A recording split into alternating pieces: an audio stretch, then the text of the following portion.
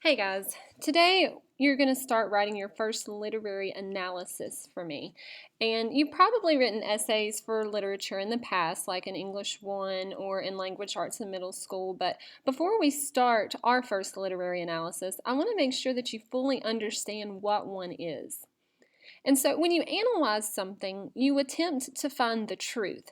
You look at it from all these different angles and you come up with a strong opinion and you back up your opinion. And so in literature, the reader forms this overarching thematic question, and then you use the text to help you answer that question. So, some good questions for lit analysis, like if you've read Romeo and Juliet, would be: are Romeo and Juliet's parents responsible for the deaths of their children? Who is to blame in Romeo and Juliet? Is it Romeo and Juliet? Is it their parents? Is it the friar who kind of kept it a secret? There's lots of answers to this question, and so the text will help you personally develop your own argument. And if you can back up your argument with textual evidence, that'll be a strong literary analysis. If you've read Lord of the Flies, pigs keep showing up in the story. So a good lit analysis question would be, why do pigs keep showing up? So that kind of plays into symbolism. And so some bad examples of lit analysis questions would be like, what happens to Scout in To Kill a Mockingbird? I mean, that's not really deep or complex or analytical. It's just, did you read the book? Did you understand it? Yeah. So there's not a lot of depth with that question. So that would be an example of a bad lit analysis question.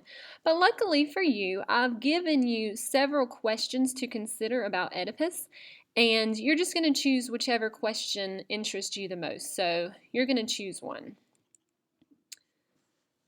But just to further explain analysis, when you analyze something, you tell your reader, without saying I, how you want him or her to understand the quote or the summary that you have provided as support. So when you write, you can't necessarily assume that your reader will draw the same conclusions, so you're proving your claims throughout your analysis. And you do that with textual evidence and elaboration. So this is kind of a good example of a thesis statement. A thesis is your overall argument, your answer to the question. So if the question is, in Romeo and Juliet, which is more powerful in shaping the lover's story, fate or foolishness? It's kind of an interesting question because it has to do with fate, like in Oedipus. So this person might say, though Shakespeare defines Romeo and Juliet as star-crossed lovers, and images of stars and planets appear throughout the play, a closer examination of that celestial imagery reveals that the stars are merely witnesses to the characters' foolish activities and not the causes themselves. So where does this person stand on the issue of the question? Fate or foolishness? Now, obviously, I'm not there for you to answer, but this person definitely blames foolishness for the tragedy of Romeo and Juliet.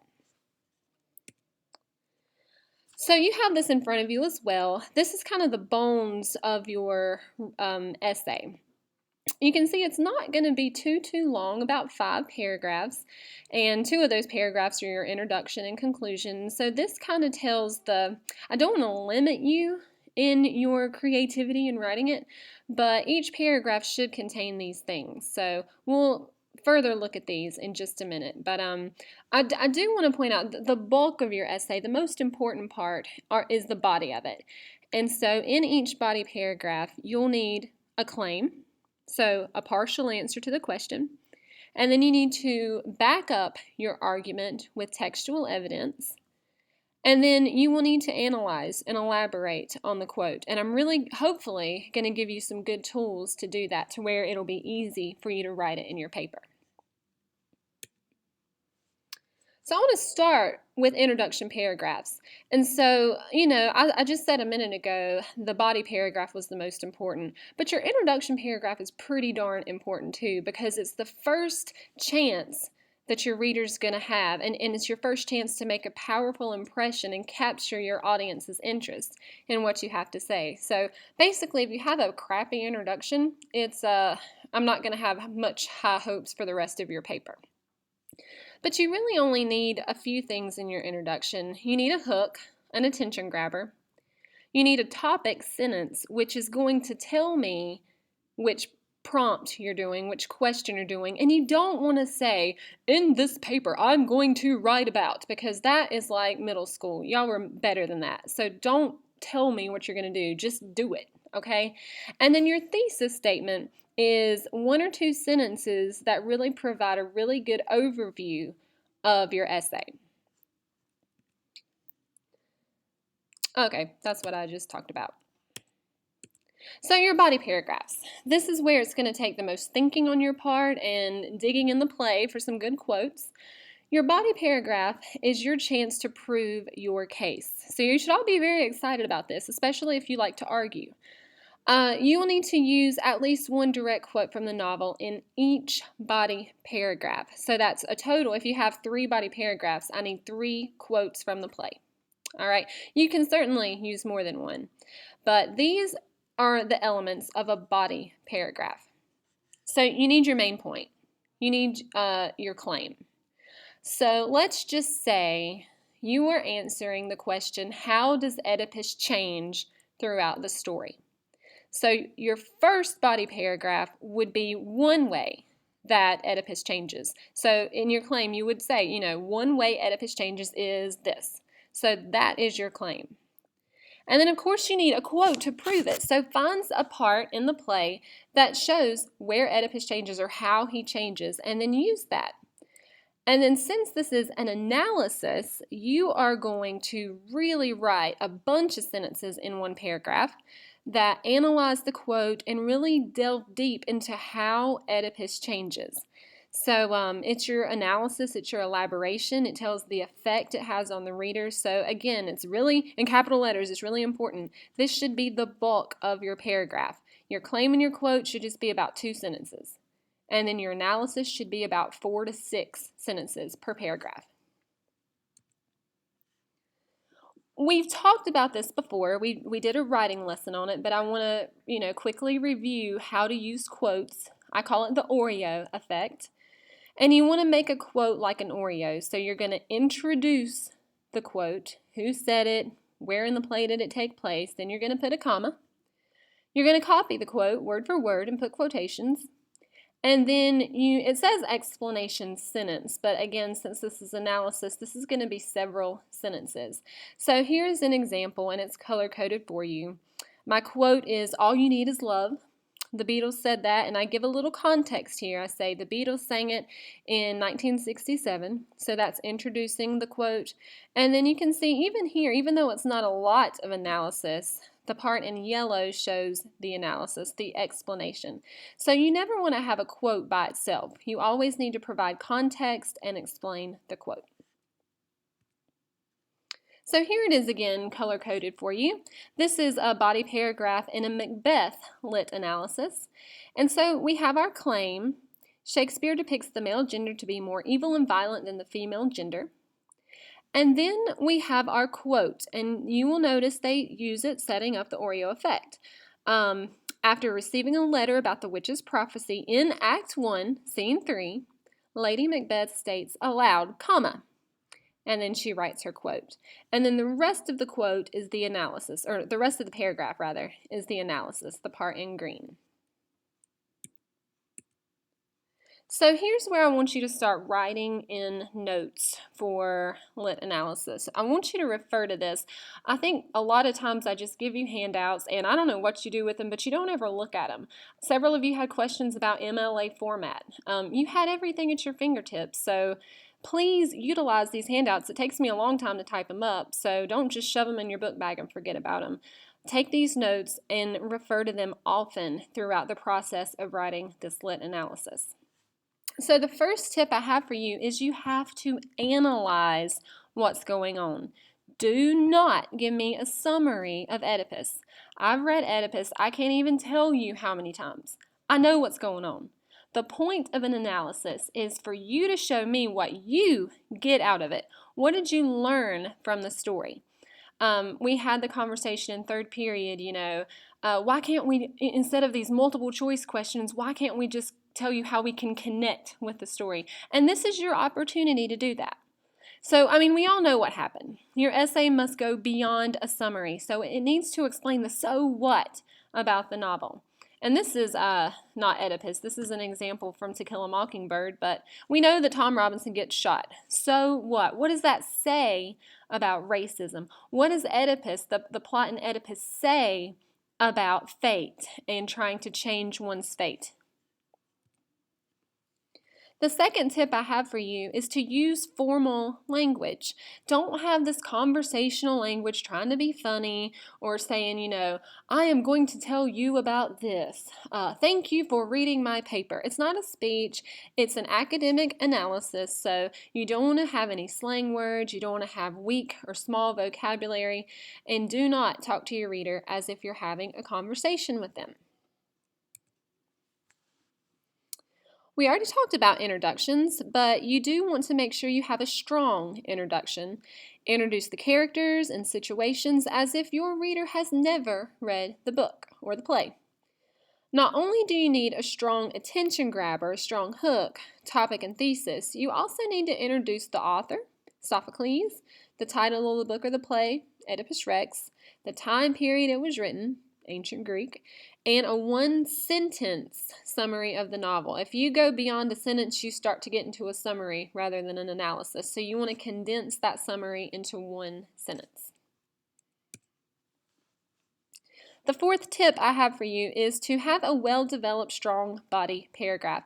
Now, you're going to spend the majority of today planning this essay, and I know about probably the majority of you are rolling your eyes right now thinking, I hate planning, I just want to write it.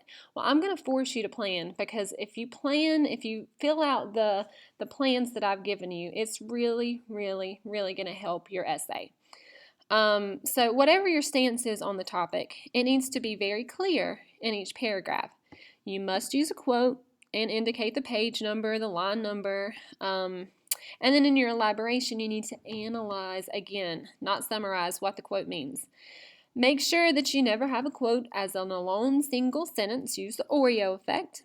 And it must be introduced by stating who said it, when they said it, copying the quote, and providing the page number. That's a citation. And then the last tip that I have for you is have a concluding conclusion. It needs to have some kind of resolve, some kind of resolving tone to your essay. It should bring the essay full circle and conclude very nicely. Oh, there is a sixth one. Use proper grammar. No run-ons, no fragments, no comma splices. Capitalize what needs to be capitalized and check your grammar, please. And so you have a copy of this as well. It's probably hidden within your packet, but this is the exact rubric that I'm going to use to grade your research paper. So on Monday, I want you to come to class with a full essay completed, and we're going to peer edit like we did our research papers. And for those of you who didn't have your research paper, you might have been out, you probably know that it can hurt you. The peer editing really is a good opportunity to receive critical feedback before you turn in your final paper. So use this rubric as you write, and especially as you conclude your essay, go back and look at this rubric and check it. Okay, so I've talked a lot about lit analysis, but I want to show you an example. You've probably seen John Green's Crash Course videos, and he does a little analysis on Oedipus. So instead of it being an essay form, he's going to talk very, very quickly, but it is a perfect example of a lit analysis. So at this time, I would ask you to pause the video and switch on over. It should be open in the other tab, the John Green video. And as you watch, I want you to take notes. This is down at the bottom of your tips. Take notes on what makes this a great example of a lit analysis.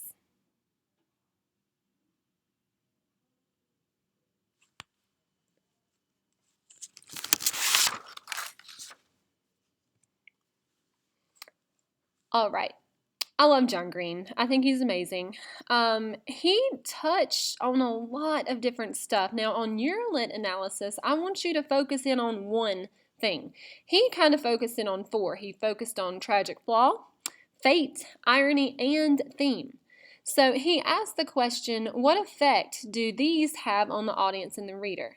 And then what did he say? Like, look at your paper. What did you write down for the things that you noticed? For one thing, he provides context. He really went in depth in like the ancient Greek culture and society. He gave you a history lesson while talking about a piece of literature and how it relates and how it inspired the literature, which was amazing. He did give a summary. I like his little animations of the characters, and he told, what happened, which is important. He used textual evidence. But the bulk of the clip, especially episode 2, was his analysis. What did he get from the play? How was he enlightened? What insight can he provide based on his reading of the play? And again, you're not going to have a test on Oedipus. This is going to serve as your test. It's what do you personally, not what your neighbor gets, not what Google or the internet gets, but what do you get from the play? And so what makes this an awesome analysis? Well, he had lots and lots of examples, textual evidence, quotes from the play. Write this down if you haven't. He also looked up quotes from critics, which is pretty important too. Not that you guys have to do that, but it made it pretty awesome. He also provided quotes and theories from philosophers and psychologists. He mentioned Aristotle and Sigmund Freud, which was just it really made his analysis rich because he's pulling not just from the text, but from all of these different things, looking at tragic flaw, looking at fate, looking at irony, and looking at theme. So this is such a strong analysis of Oedipus. And then he looks at the author, Sophocles. He talked about what is Sophocles doing here? How is he doing it? Why does he craft the story the way that he does? And again, he talked about ancient Greek culture and society. He talked about what was going on. I'm going to go back there so you don't have to copy it word for word. If you need to pause it here, feel free. But basically, John Green did just an amazing job. And so I hope, if you are struggling today or you're struggling this weekend, go back to this video. My notes video will be on the class website, and a link to the John Green video will also be on the website. So utilize your resources. Do not come in on Monday and say, I had no idea what to do, because you have resources in your hands right in front of you. You have this video, and you can email me this week, or weekend rather. So this is actually a slide that I used last semester after my students had turned in their essays, and I want to show you this before you actually write, because a big problem that we typically always have with our first lit analysis is that it lacks analysis. It gives a lot of summary. It doesn't go into the depths of the analysis. And so here is one example. At the end of Oedipus, the protagonist realizes the prophecy is true, and he actually blinds himself with Jocasta's brooch. That's the claim. He declares, "Agony, I am agony." That's the quote. He realizes he was blind all along, but now he is able to finally see the truth. And that was this person's analysis. That is one sentence. It does not provide any kind of new evidence. It's just a summary. It's the obvious. All right, so let's look at this example. You can see it color-coded and see that the yellow is the analysis, and it's much longer, it's much more in-depth. It says, at the end of the play, Oedipus realizes the prophecy is true and actually blinds himself with Jocasta's brooch. He declares, "Agony, I am agony." So that part didn't change. We have our claim and we have our quote. He realizes he was metaphorically blind all along, but now he is able to finally see the truth. Okay? This realization is important because it leads to the overall theme of the play, that people cannot change their fate. Readers pity him and fear for Oedipus's downfall, ultimately learning through his experience that stubbornness and arrogance create closed-mindedness. These undesirable traits only lead to destruction. It is only through acceptance of fate, relinquishing power and arrogance, one is able to truly gain perspective, or in Oedipus's case, truth of identity and resolution. That's what I'm looking for.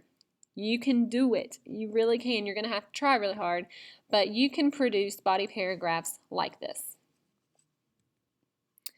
And if you have no idea how to go about it, let me introduce to you my most favorite thing in the world. And it's probably going to be your most least favorite thing in the world. The analysis and effect bubble map.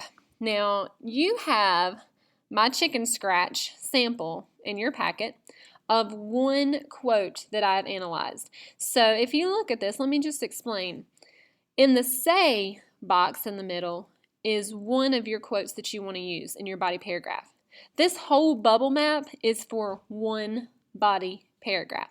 So you're going to write your quote that you choose in the say box.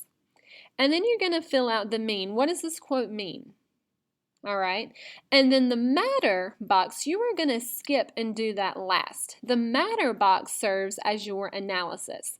But before you write your analysis, you are going to consider the quote and fill out these 5 bubbles about your quote. So what is the context of your quote? Who is saying the quote? What time period was it written in? Why is it important for the reader to consider the context of the quote? What is the purpose of the quote? What is Sophocles doing when he includes that quote from Oedipus or Jocasta or Tiresias? And more importantly, why is it important for the reader to consider? What is the mood and the tone that the quote establishes? And why is that important? Does the quote signify the theme or the central idea? What is the overall message of the quote that you use? And then look at the quote for literary devices. Is it written in a simile? Does it provide imagery? When Oedipus gouges out his eyes, that's a lot of imagery there. And so consider all of these 5 aspects before you write your matter. Okay, now I have given you a copy of, like I said, my chicken scratch, but let me go through it here.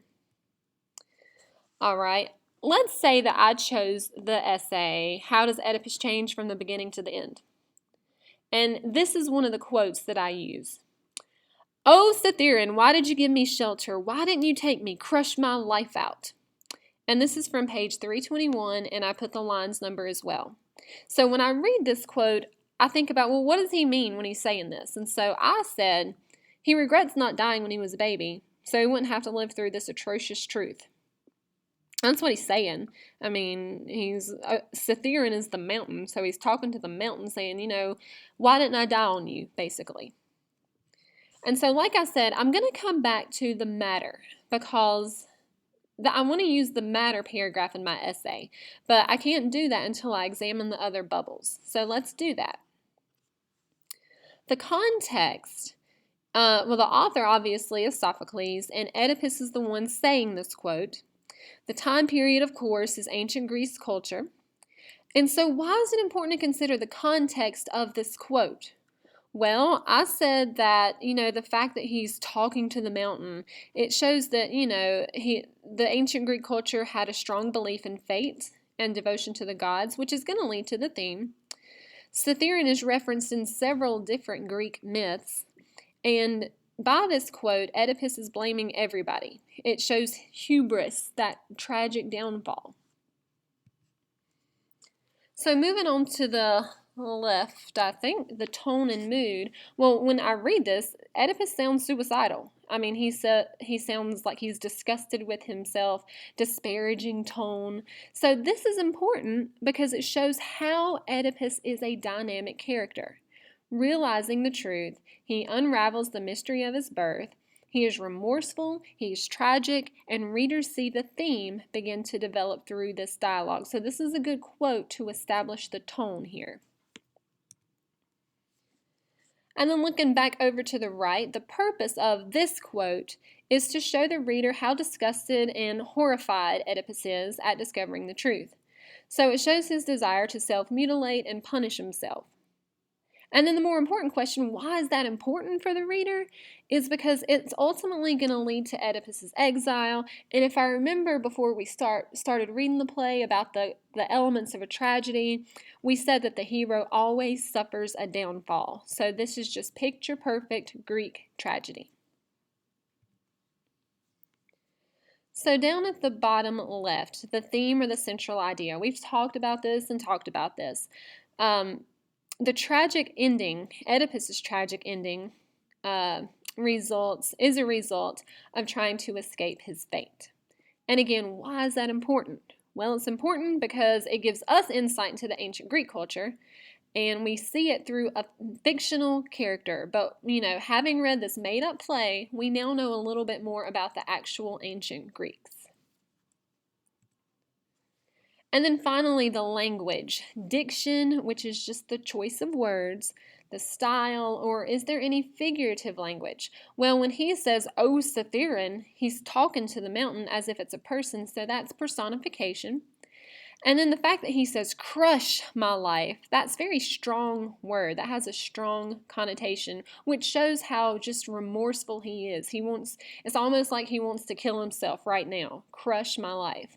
And so this is obviously important because it shows the tragedy of his life.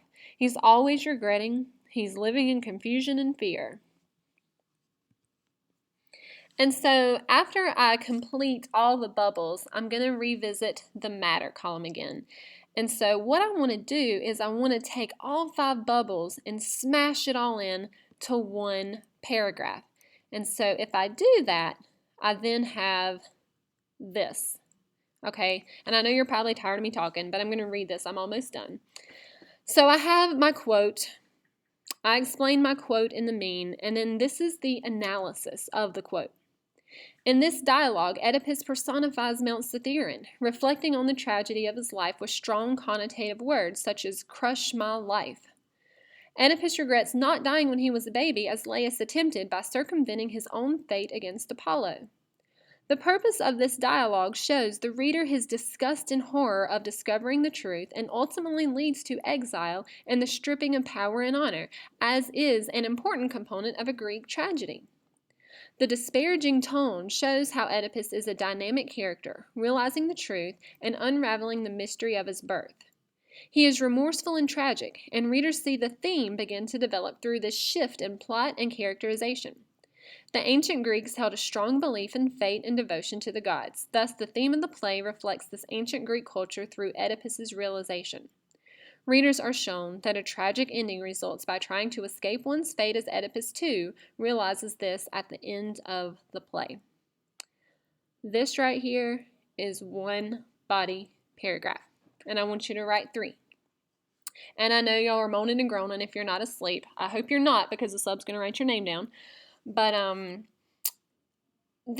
I've given you the sample of my bubble map, and then I've given you 3 additional bubble maps for you to analyze the quotes that you pick.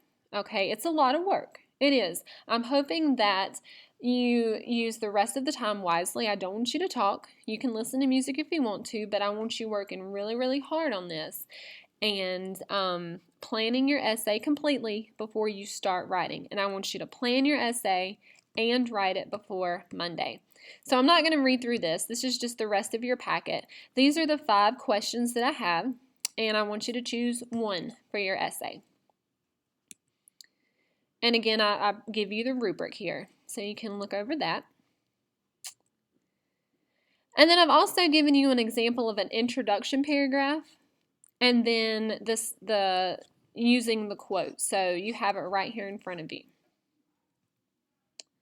Alrighty. Like I said, you have plenty of resources.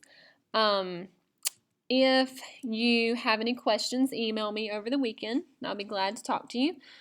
So this is what I want you to do for the rest of the day. Put all the papers right now underneath your desk. Your desk should be completely clear for the quiz.